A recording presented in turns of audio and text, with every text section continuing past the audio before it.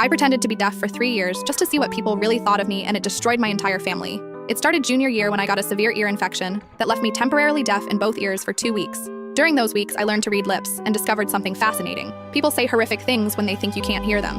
My hearing came back, but I didn't tell anyone. The first thing I learned was that my best friend Sarah called me pathetic behind my back. While sitting right next to me at lunch, she told Jessica how exhausting it was pretending to care about my problems. "She's so needy," Sarah mouthed while I stared straight ahead. My parents were worse. At dinner, my mom would silently mouth things like, "She's falling behind in everything," to my dad. He'd nod and mouth back, "It's probably just a phase." But the real revelation came from my sister Emma. Emma was 2 years older and the golden child. Straight A's, varsity soccer, early admission to Stanford. I thought we were close. I was wrong. One night, Emma brought her boyfriend over to study. I was in the living room, supposedly doing homework. They sat at the kitchen table where I could see them perfectly. "Is she always this pathetic?" her boyfriend asked, gesturing toward me. Emma laughed. "Pretty much. My parents baby her because she's the disappointment. They've basically given up on her being successful like me. Doesn't that bother you?" "Are you kidding? It makes my life easier. They expect nothing from her, everything from me." I kept my face neutral, but inside I was planning my revenge. For 3 years, I documented everything.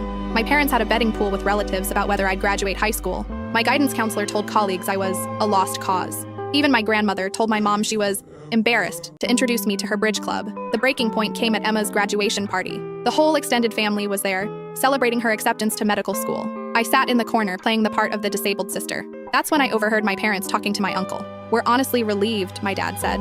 "At least one of our kids turned out normal. We can focus our college fund entirely on Emma's medical school now." My mom nodded. "The deaf one will probably qualify for disability benefits anyway. We don't have to worry about her future anymore." They were planning to abandon me financially because they thought I was disabled. I stood up, walked to the center of the room, and clapped my hands loudly. "Can everyone hear that?" I asked clearly. The room went silent. Emma's face went white. "Because I can hear everything," I continued. "Every cruel word, every whispered insult, every plan you've made behind my back for 3 years." My mother's mouth fell open. "What do you mean?" "I mean I've been able to hear perfectly since junior year. I just wanted to see what kind of people my family really were when they thought I couldn't hear them." I pulled out my phone and played a recording. My parents discussing how much money they'd save by not sending the defective one to college. Emma started crying. "We didn't mean—" "Yes, you did." I cut her off. I turned to my parents. "You raised me for 18 years, then wrote me off the moment you thought I had a disability."